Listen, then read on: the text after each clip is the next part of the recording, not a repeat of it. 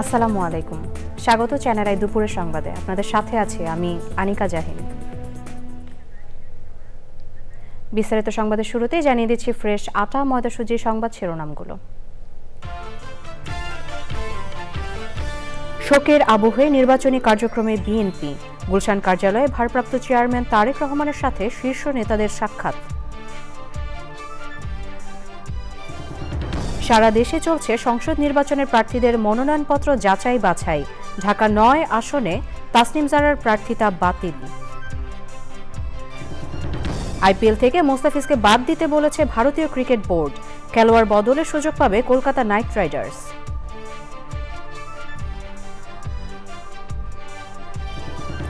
প্রকৃতি সংরক্ষণ পদক প্রদান উপলক্ষে চ্যানেল আইয়ে জমকালো আয়োজন। পরিবেশ, জীববৈচিত্র্য ও বন্যপ্রাণী সংরক্ষণে গবেষণা বাড়ানোর তাগিদ। দিনাজপুরে ছিন্নমূল মানুষের মাঝে ট্রাই ফাউন্ডেশনের কম্বল বিতরণ। তীব্র শীতে গরম কাপড় পেয়ে অসহায় ও দরিদ্র মানুষের কৃতজ্ঞতা। এবং চুয়াডাঙ্গার জীবননগরে দেশি বিদেশি ৫ শতাধিক জাতের ফল নিয়ে উদ্যোক্তা সজল আহমেদের ব্যতিক্রমী বাগান। আমদানি নির্ভরতা কমিয়ে দেশেই উন্নত ফল চাষ।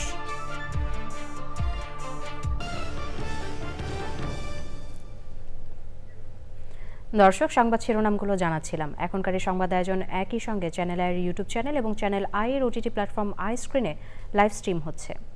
যাচ্ছি বিস্তারিত সংবাদে। গুলশানে বিএনপি চেয়ারপারসনের কার্যালয়ে দলের বিভিন্ন পর্যায়ের নেতাদের সঙ্গে সাক্ষাৎ করেছেন দলের ভারপ্রাপ্ত চেয়ারম্যান তারেক রহমান। সেখানে আছেন সহকর্মী মির্জা ইমতিয়াজ। সরাসরি যাচ্ছি তার কাছে। ইমতিয়াজ, বিএনপির গুলশান কার্যালয়ে এখন নেতাকর্মীদের উপস্থিতি কেমন দেখছেন? বিস্তারিত জানান।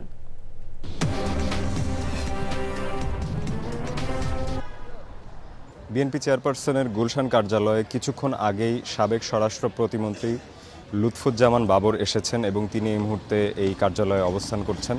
সেখানে আছেন, সেখানে দলের ভারপ্রাপ্ত চেয়ারম্যান তারেক রহমানও কিন্তু তিনি এখনও আছেন। 10:30টার দিকে তিনি এই কার্যালয়ে আসেন এবং তখন থেকে এখনও তিনি আছেন। মির্জা ফখরুল ইসলাম আলমগীর অর্থাৎ দলের মহাসচিব তিনিও এখানে এসেছিলেন এবং এখানে প্রায় ঘণ্টাখানেক ছিলেন। তারপরে তিনি প্রায় কিছুক্ষণ আগেই অর্থাৎ প্রায় আধ ঘন্টা মতো আগে তিনি এখান থেকে চলে গিয়েছেন। এছাড়া অন্যান্য যে বিএনপির যে শীর্ষস্থানীয় নেতা যারা আছেন তাদের তেমন কাউকে আমরা এখনও দেখতে পাইনি, হয়তো ভেতরে কয়েকজন আছেন। আমি আরেকটি তথ্য জানিয়ে রাখি, কিছুক্ষণ আগেই বিএনপির যে ভেরিফাইড ফেসবুক পেজ সেখান থেকে একটি প্রেস বিজ্ঞপ্তি প্রকাশ করা হয়েছে এবং সেখানে একটি নতুন তথ্য আমরা জানতে পেরেছি যে বাংলাদেশ সরকারের সাবেক সচিব জনাব ABM আব্দুস সাত্তারকে তারেক রহমানের একান্ত সচিব হিসেবে নিযুক্ত করা হয়েছে এবং একই সাথে ঢাকা রিপোর্টার্স ইউনিটির সাবেক সাধারণ সম্পাদক AM সালেহ শিবলিকে প্রেস সচিব হিসেবে নিযুক্ত করা হয়েছে। এই গুলশান কার্যালয়কে ঘিরে নিরাপত্তা বাহিনীর কর্মকর্তারা তো এখানে অবস্থান করছেনই এবং বাইরেও কিছু কর্মীদেরও আমরা দেখতে পাচ্ছি এবং শীর্ষস্থানীয় যে নেতা তাদের মধ্যে লুৎফুজ্জামান বাবর তো এখন সেখানে আছেনই, কার্যালয়ে তারেক রহমানের সাথেই আছেন। এবং দলীয় যে কার্যক্রম, আরেকটি বিষয় আমি যদি বলি যে বেগম খালেদা জিয়ার মৃত্যুর পর থেকে কিন্তু দলের 7 দিনের যে শোক কর্মসূচি চলমান আছে তারই সেটি কিন্তু এখনও চলছে। 7 দিনের শোক কর্মসূচি আর আজকে 4র্থ দিন এবং সেই বিষয়গুলোকে ঘিরে গতকাল পর্যন্ত শোক বইয়ে স্বাক্ষর করতে আসেন অনেকে, বিভিন্ন রাজনৈতিক কর্মীরা, রাজনৈতিক নেতারা, বিভিন্ন সামাজিক ব্যক্তিত্ববর্গ এবং বিদেশি কূটনীতিকদেরও আমরা প্রবেশ করতে দেখেছি লাস্ট কয়েকদিন ধরে। এবং এই যে গুলশান চেয়ারপারসনের যে গুলশান, এখন আরেকটি বিষয় আমাদের এসেছে, ভারপ্রাপ্ত চেয়ারম্যান তিনি হয়তো, যদিও দলীয়ভাবে কোনো অফিসিয়ালি ব্রিফিং করা হয়নি, তিনি হয়তো খুব শিগগিরই দলের পক্ষ থেকে তাকে চেয়ারম্যান হিসেবে ঘোষণা করা হবে। আরেকটি বিষয় যেটি যে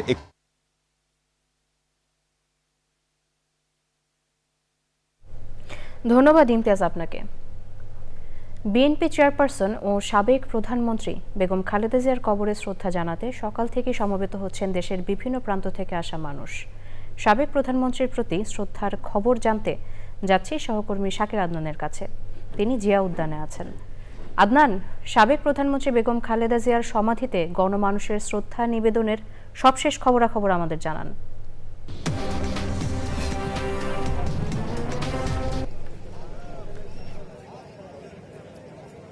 আনিকা, ধন্যবাদ। আসলে আপনারা জানেন যে বিএনপি চেয়ারপারসন বেগম খালেদা জিয়ার প্রতি যে ভালোবাসার টান, সেটা আসলে শেষ হবে না।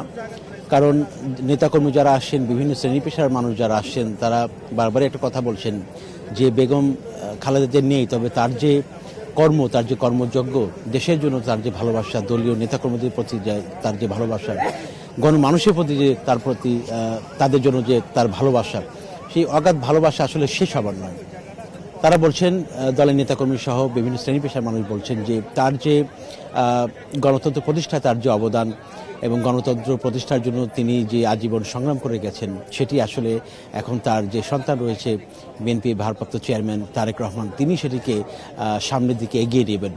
এটি শুধুমাত্র দলীয় নেতাকর্মীদের কথা নয়, যারা গণমানুষ আসেন তারা বলছেন যে আসলে যে কোনো সংকটময় মুহূর্তে বেগম জিয়া যেভাবে তার বলিষ্ঠ ভূমিকা পালন করেছেন, তো সেভাবেই আসলে দলটাকে প্রতিষ্ঠিত করে দলের যে তারেক রহমান সেটি হাল ধরে সামনে এগিয়ে নিয়ে যাবেন, সেটি তাদের প্রত্যাশা। এবং আপনারা দেখতেই পাচ্ছেন যে এই যে জিয়া উদ্যান প্রাঙ্গণটি কিন্তু এখন আসলে মানুষের যে বহু মানুষের এখন এখানে যাতায়াত, এবং বেগম জিয়াকে শ্রদ্ধা জানাতে আসা মানুষের যে ঢল, সেটি আসলে প্রমাণ করে তার প্রতি মানুষের ভালোবাসা, তার প্রতি মানুষের যে অনুভূতি, সেটাই আসলে সবচেয়ে বড় কথা। এবং তারা বলছেন যে আপসীন নেত্রী ছিলেন, এবং এবং তার যে আপসীনতা, সেটি আসলে সবাইকে মুগ্ধ করেছে।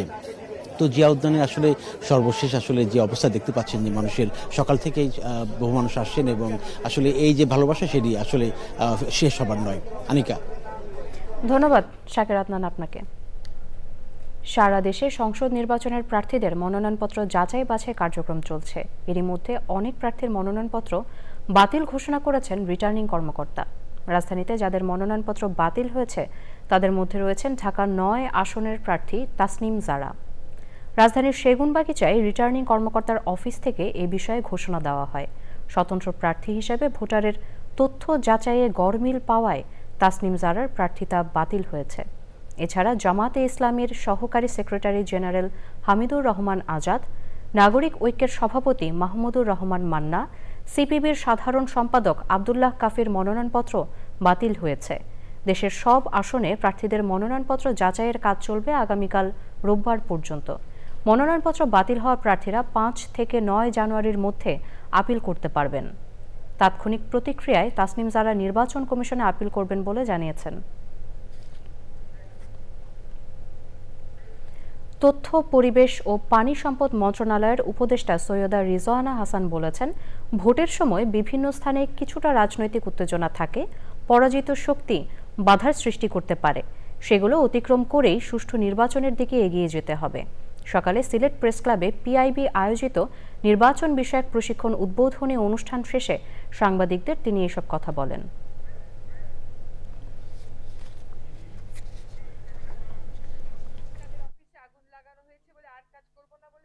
অনেক বছর পরে একটা প্রকৃত ভোট হবে, যেখানে সরকারের কোনো পক্ষের প্রতি কোনো অবস্থান নেই। মানুষ নির্ভয়ে সব জেনে বুঝে তার ভোটাধিকারটা যেন প্রয়োগ করতে পারে, সেটাই আমাদের প্রচেষ্টা থাকবে। আমরা এই নির্বাচনটা আয়োজন করছি একটা গণ অভ্যুত্থানের শক্তির উপর দাঁড়িয়ে। সেখানে পরাজিত শক্তি কিছু বাধার সৃষ্টি করতে পারে, সে বাধাগুলো আমাদেরকে মোকাবেলা করতে হবে। আমার তো মনে হয় পরাজিত শক্তির পক্ষে কোনো রকমেরই জনমত নেই। যেখানে কোনো রকমেরই জনমত না থাকে, সেইখানে চ্যালেঞ্জগুলো জনগণকে সাথে নিয়ে আমরা মোকাবেলা করতে পারবো। বাংলাদেশের পেস বোলার মুস্তাফিজুর রহমানকে স্কোয়াড থেকে বাদ দিতে আইপিএল এর দল কলকাতা নাইট রাইডার্সকে নির্দেশ দিয়েছে ভারতের ক্রিকেট বোর্ড বিসিসিআই। ভারতীয় ক্রিকেটের নিয়ন্ত্রক সংস্থা এজন্য ফ্র্যাঞ্চাইজিটিকে খেলোয়াড় বদল করার অনুমতি দেবে বলেও জানিয়েছে। গুয়াহাটিতে বিসিসিআই সচিব দেবজিৎ সাইকিয়া ভারতের বার্তা সংস্থা এএনআইকে জানিয়েছেন, সাম্প্রতিক ঘটনার কারণে বিসিসিআই কেকেআর ফ্র্যাঞ্চাইজিকে তাদের দলে থাকা বাংলাদেশের খেলোয়াড় মুস্তাফিজুর রহমানকে ছেড়ে দেওয়ার নির্দেশ দিয়েছে। সম্প্রতি আইপিএল এর মিনি নিলামে ৯ কোটি ২০ লাখ রুপিতে মুস্তাফিজুর রহমানকে দলে ভেড়ায় কলকাতা নাইট রাইডার্স কেকেআর। তবে নিলামের পর থেকেই বিষয়টি ঘিরে ভারতে রাজনৈতিক বিতর্ক দানা বাঁধে। কেকেআরের সিদ্ধান্তের বিরুদ্ধে সোচ্চার হন বিভিন্ন রাজনৈতিক ও ধর্মীয় ব্যক্তিত্ব, এমনকি হত্যার হুমকি পর্যন্ত দেওয়া হয়।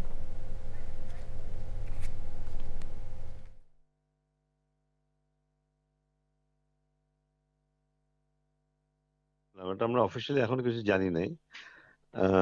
ওরকম কিছু হলে হয়তো বোর্ড আমাদের সাথে আলাপ করবে, আমাদেরকে জানাবে। বোর্ড জানালে তখন হয়তো আমরা রেসপন্স করতে পারবো। আহ, যেহেতু অফিসিয়ালি এখনো জানি নাই, এটা রেসপন্স করাটা আচ্ছা, এখন যদি রেসপন্স দেওয়াটা ঠিক হবে না এখন। বাংলাদেশের প্রকৃতি ও জীববৈচিত্র্য সংরক্ষণে বিশেষ অবদান রাখায় এবছর প্রকৃতি ও জীবন ফাউন্ডেশন চ্যানেল আই প্রকৃতি সংরক্ষণ পদক 2025-এ ভূষিত হয়েছেন সামাজিক উন্নয়নমূলক প্রতিষ্ঠান ফ্রেন্ডশিপের প্রতিষ্ঠাতা রুনা খান। অনুষ্ঠানে জীববৈচিত্র্য ও বন্যপ্রাণী সংরক্ষণে গবেষণার পাশাপাশি গণমাধ্যমের আরও জোরালো ভূমিকার আহ্বান জানান পরিবেশ, পানি সম্পদ এবং তথ্য উপদেষ্টা সৈয়দা রিজওয়ানা হাসান। সে সময় পরিবেশ ও জীববৈচিত্র্য সংরক্ষণে সার্বিক সচেতনতার তাগিদ দেন প্রকৃতি বন্ধু বীর মুক্তিযোদ্ধা মুকিত মজুমদার বাবু। বিস্তারিত মোশাহিদ রনির রিপোর্টে।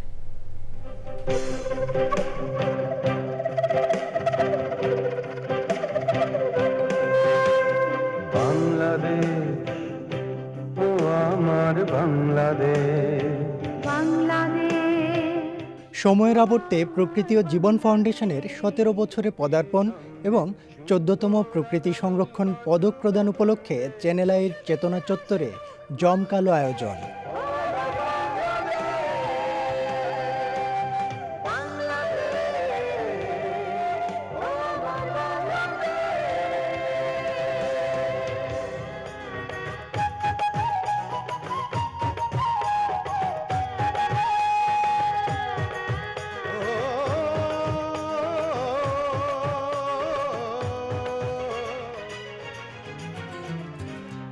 দেশের প্রকৃতি ও জীববৈচিত্র্য সংরক্ষণে দীর্ঘদিন নিরলস কাজ করে যাচ্ছে সামাজিক উন্নয়নমূলক প্রতিষ্ঠান ফ্রেন্ডশিপ। এরই ধারাবাহিকতায় ফ্রেন্ডশিপ প্রতিষ্ঠাতা ও নির্বাহী পরিচালক রুনা খান পেলেন প্রকৃতি ও জীবন ফাউন্ডেশন চ্যানেল আই প্রকৃতি সংরক্ষণ পদক 2025।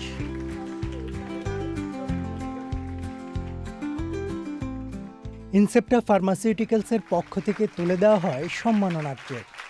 দেওয়া হয় ইউনিভার্সাল মেডিকেল কলেজ ও হাসপাতালের পক্ষ থেকে আজীবন চিকিৎসা সেবার সনদ।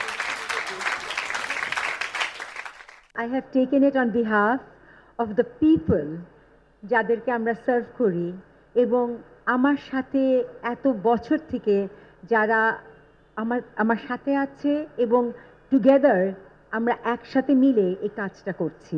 I am only taking it on behalf of them. যুগের অধিক দেশের পরিবেশ সংরক্ষণে নিরলস কাজ করার পাশাপাশি এ খাতের বিশিষ্টজনদের সম্মানিত করছে প্রকৃতি ও জীবন ফাউন্ডেশন। আজকের এই আয়োজনে শুধুমাত্র একটি পদক অনুষ্ঠান নয়, এটি বাংলাদেশের প্রাকৃতিক সম্পদ, জীববৈচিত্র্য সংরক্ষণের প্রতি আমাদের সম্মিলিত দায়বদ্ধতার একটি প্রতীকী উপলক্ষ। তিনি প্রকৃতি, পরিবেশ, স্বাস্থ্য নানা বিষয়ে কাজ করছেন এবং সে কাজটি করছেন বহু বছর ধরে। এবং আমাদের এই যাত্রা প্রকৃতির সাথে, সেই প্রকৃতির সাথে কিন্তু উনি একেবারে মিশে আছেন। এই যে দিন দিন আমরা শোচনীয় একটি পরিবেশে পড়ে যাচ্ছি, আমাদের ভবিষ্যৎ প্রজন্মের জন্য কিন্তু একটা দুর্বিষহ অবস্থায় কিন্তু তারা পড়ে যাবে আমরা যদি এখনই সচেতন না হই। আমরা সবাই মিলে এই অঙ্গীকার করি, প্রকৃতি রক্ষা মানেই আমাদের ভবিষ্যৎ রক্ষা। আমাদের প্রত্যেকেরই কিন্তু কিছু না কিছু ক্ষমতা আছে, তার সাথে একটু মমতা মিশিয়ে আমরা যখনই এগিয়ে আসব, এই দেশটা ভালো থাকবে, আমরা ভালো থাকব, আমাদের ভবিষ্যৎ প্রজন্ম ভালো থাকবে। পরিবেশ সংরক্ষণে প্রকৃতি ও জীবন ফাউন্ডেশন এবং চ্যানেল আইয়ের ভূমিকার প্রশংসা করেন সুধীজনরা। আমাদের সমাজে যদি এরকম মানুষের সংখ্যা অনেক হয় তখন কিন্তু এই সেলিব্রেশন আর প্রয়োজন পড়বে না। এখন খুঁজে খুঁজে নিতে হয়, তাদেরকে এনকারেজ করার জন্য, তাদেরকে সমাজের সাধারণ মানুষকে দেখিয়ে সামনে তুলে ধরা, যাতে করে অনেকে অনুপ্রাণিত হন। বাংলাদেশের বন্যপ্রাণী সংরক্ষণ এবং সংরক্ষণে যে সচেতনতা সৃষ্টি এবং বন সংরক্ষণেও যে সচেতনতা সৃষ্টি এবং কার্যক্রম গ্রহণ, সেটি কিন্তু প্রকৃতি ও জীবন ফাউন্ডেশন অনেক দিন ধরে এই বন অধিদপ্তরের সাথে কাজ করে যাচ্ছে। বিপন্ন পরিবেশ প্রতিবেশ সংরক্ষণে সীমাবদ্ধতা ও সম্ভাবনা নিয়ে কথা বলেন নীতি নির্ধারকরা। বাট আসলে ফ্রেন্ডশিপ খুব মিশিয়ে আমরা যখনই এগিয়ে আসব, এই দেশটা ভালো থাকবে, আমরা ভালো থাকব, আমাদের ভবিষ্যৎ প্রজন্ম ভালো থাকবে। পরিবেশ সংরক্ষণে প্রকৃতি ও জীবন ফাউন্ডেশন এবং চ্যানেল আইয়ের ভূমিকার প্রশংসা করেন সুধীজনরা। আমাদের সমাজে যদি এরকম মানুষের সংখ্যা অনেক হয়, তখন কিন্তু এই সেলিব্রেশন আর প্রয়োজন পড়বে না। এখন খুঁজে খুঁজে নিতে হয়, তাদেরকে এনকারেজ করার জন্য, তাদেরকে সমাজের সাধারণ মানুষকে দেখিয়ে সামনে তুলে ধরা, যাতে করে অনেকে অনুপ্রাণিত হন। বাংলাদেশের বন্যপ্রাণী সংরক্ষণ এবং সংরক্ষণে যে সচেতনতা সৃষ্টি এবং বন সংরক্ষণেও যে সচেতনতা সৃষ্টি এবং কার্যক্রম গ্রহণ, সেটি কিন্তু প্রকৃতি ও জীবন ফাউন্ডেশন অনেক দিন ধরে এই বন অধিদপ্তরের সাথে কাজ করে যাচ্ছে। বিপন্ন পরিবেশ প্রতিবেশ সংরক্ষণে সীমাবদ্ধতা ও সম্ভাবনা নিয়ে কথা বলেন নীতি নির্ধারকরা। বাট আসলে ফ্রেন্ডশিপ খুব সিরিয়াস কিছু কাজ করে, যে কাজগুলো আসলে সাধারণভাবে সবাই করে না।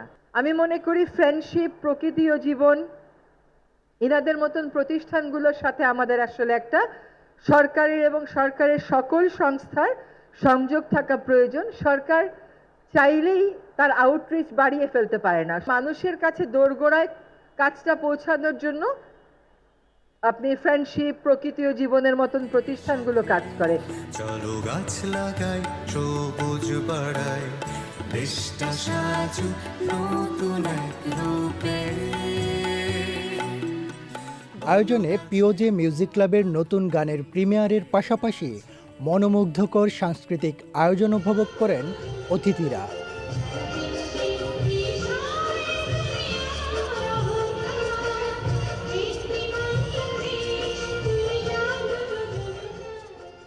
Moshahid Roni, channel I, Dhaka. হিমেল হাওয়া আর ঘন কুয়াশায় কনকনে শীতে কাবু হয়ে পড়েছে উত্তরের জেলা দিনাজপুরের হতদরিদ্র, ছিন্নমূল ও খেটে খাওয়া মানুষ। তবে নতুন বছরের শুরুতেই এসব শীতার্ত মানুষের পাশে দাঁড়িয়েছে স্বেচ্ছাসেবী সংগঠন ট্রাই ফাউন্ডেশন। তীব্র শীতে গরম কাপড় পেয়ে কৃতজ্ঞতা জানিয়েছেন অসহায় ও দরিদ্র মানুষেরা। শাহ আলম শাহীর তথ্য ও ভিডিও চিত্রে আল মুকসিদের রিপোর্ট। হিমালয় থেকে আসা কনকনে হাওয়ায় দিনাজপুরে জেঁকে বসেছে শীত। তীব্র শীতে বিপর্যস্ত খেটে খাওয়া মানুষ, শীতবস্ত্রের অভাবে জুবুথুবু অবস্থা।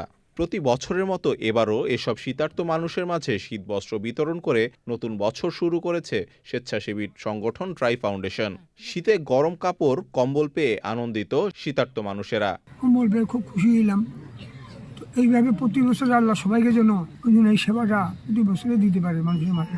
এই কম্বল নিয়ে আমরা নাতিপুতি নিয়ে সবাইকে নিয়ে গাড়িতে থাকবো, আমাদের জীবনটা বেঁচে আসবে। ভাই খুব ভালো জিনিস দিচ্ছে এবার। কম্বল পাইছি, মোটা কম্বল, খুশি হলাম। কম্বল তো শীতের দিনে পাওয়াটা খুব মূল্যবান জিনিস। এটা নিয়ে আমরা বাড়িতে সবাই বাচ্চা কাচ্চা গায়ে দিবে। এইবার পাইলাম, আরো জানি দিতে পারে। বয়স্ক মানুষ ঠান্ডা, আমরা কম্বল পাইছি, এতে আমরা অনেক অনেক খুশি হয়েছি। 2 দশকেরও বেশি সময় ধরে বিভিন্ন জেলায় শীত মৌসুমে গরম কাপড়, কম্বল বিতরণ ছাড়াও ঈদ আনন্দ ভাগাভাগি, খাদ্য সামগ্রী বিতরণ ও নানা সংকটময় মুহূর্তে অসহায় মানুষের জন্য সহায়তায় হাত বাড়িয়ে দিয়েছে ট্রাই ফাউন্ডেশন।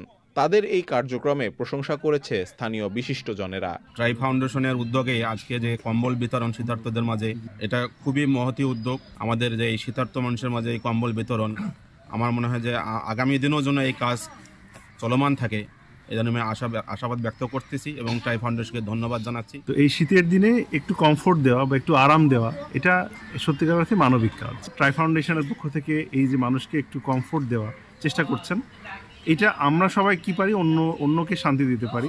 ভালো ব্যবহারটা হচ্ছে আজকের এই ট্রাই ফাউন্ডেশনের যে কম্বল, এই কম্বলের মতো কাজ করবে আপনার প্রতিবেশীর জন্য।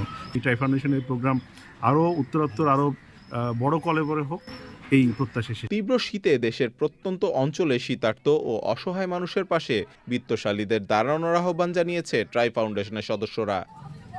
আল মুকসিদ, চ্যানেল আই। চুয়াডাঙ্গায় এক ব্যতিক্রমী বাগান গড়ে তুলেছেন উদ্যোক্তা সজল আহমেদ।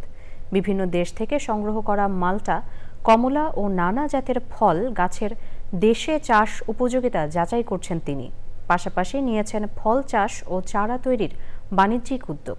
বিস্তারিত জানাচ্ছেন শাইখ সিরাজ।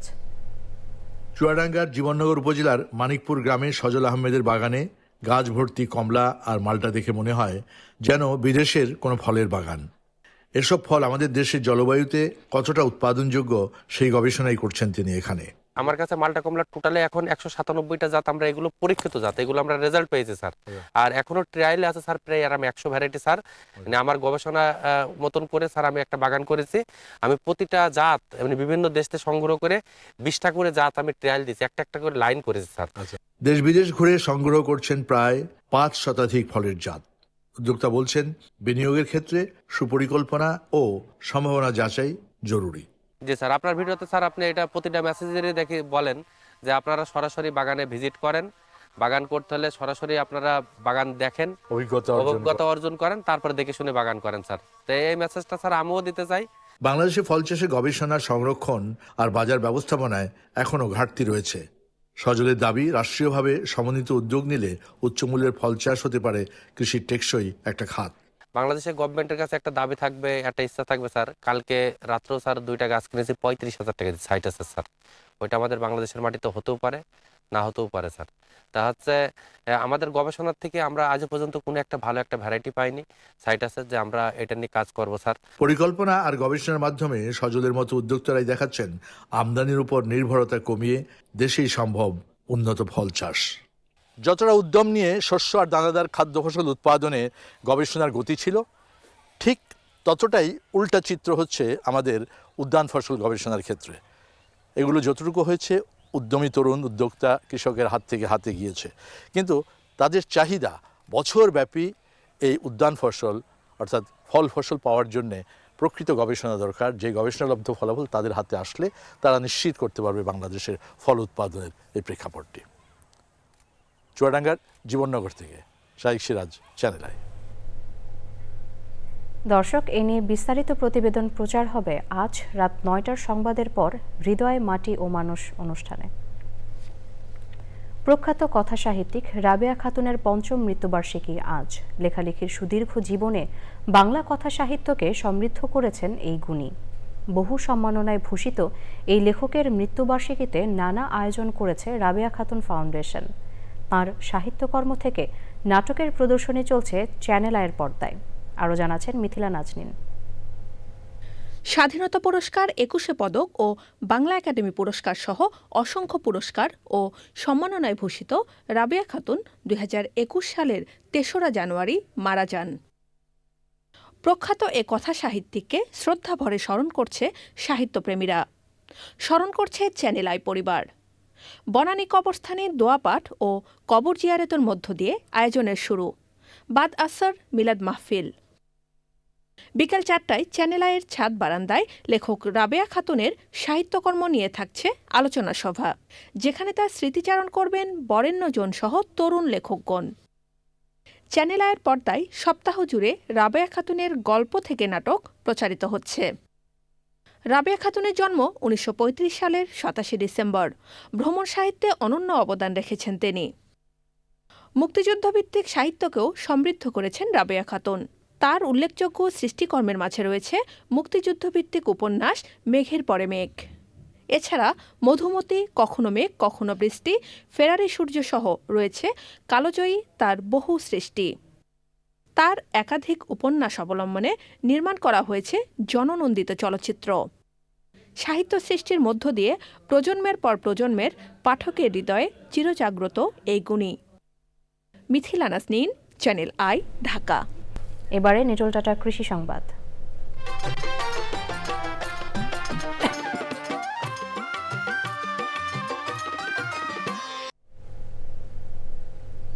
সুনামগঞ্জের হাওরে শুরু হয়েছে আমন ধান ঘরে তোলার উৎসব। রোপা আমনের সফল মৌসুম নতুন প্রাণের সঞ্চার করেছে হাওরের উঁচু জমিগুলোতে। ফলন ভালো হওয়ায় খুশি কৃষক।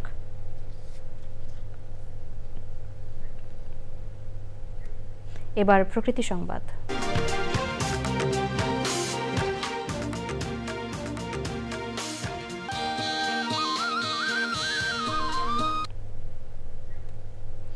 প্লাস্টিকের আগ্রাসনে পরিবেশ যখন হুমকির মুখে, তখন পাটের পণ্য তৈরি করে নতুন সম্ভাবনা তৈরি করেছেন বিশেষ চাহিদা সম্পন্ন নারী উদ্যোক্তা। শরীয়তপুর সদর উপজেলার ডোমসার গ্রামের আসমা 2012 সালে মাত্র 50,000 টাকা পুঁজি নিয়ে যাত্রা করলেও তার মূলধন এখন প্রায় 50 লাখ টাকা। তার প্রতিষ্ঠানে কাজ করছেন আরও 22 জন নারী।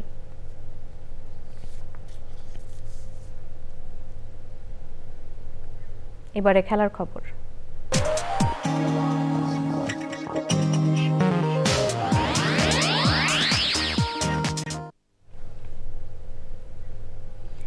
আইএল টি-20-র দ্বিতীয় কোয়ালিফায়ারে আবুধাবি নাইট রাইডার্সকে 7 উইকেটে হারিয়েছে এমআই এমিরেটস। 121 রানের লক্ষ্যে ব্যাট করতে নেমে 3 উইকেট আর 23 বল হাতে রেখেই জয় নিশ্চিত করে সাকিবের দল। ম্যাচে উইকেট না পেলেও বল হাতে বেশ মিতব্যয়ী ছিলেন Shakib Al Hasan. Tiger allrounder 4 over বল করে দিয়েছেন মাত্র 20 রান, আর ব্যাট হাতে খেলেছেন বিধ্বংসী ইনিংস। 5-4 ও 1 ছক্কায় 24 বলে করেন 38 রান। তার এমন পারফরমেন্সের দিনে বড় জয় পেয়ে এমআই এমিরেটসও নিশ্চিত করেছে আইএল টি-20-র ফাইনাল, আর টাইগার অলরাউন্ডার নির্বাচিত হয়েছেন ম্যাচ সেরা।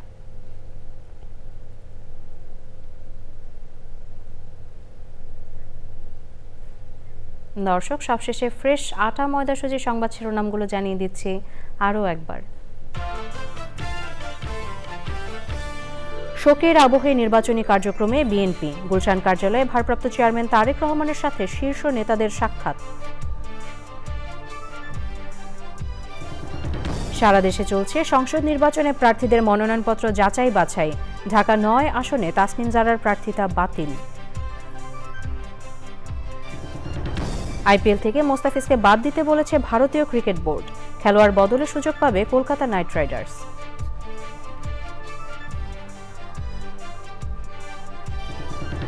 প্রকৃতি সংরক্ষণ পদক প্রদান উপলক্ষে চ্যানেল আইয়ে জমকালো আয়োজন। পরিবেশ, জীববৈচিত্র্য ও বন্যপ্রাণী সংরক্ষণে গবেষণা বাড়ানোর তাগিদ।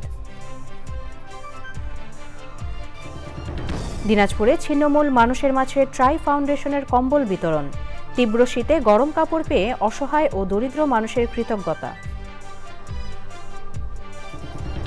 এবং চুয়াডাঙ্গার জীবননগরে দেশি বিদেশি 5 শতাধিক জাতের ফল নিয়ে উদ্যোক্তা সজল আহমেদের ব্যতিক্রমী বাগান। আমদানি নির্ভরতা কমিয়ে দেশেই উন্নত ফল চাষ।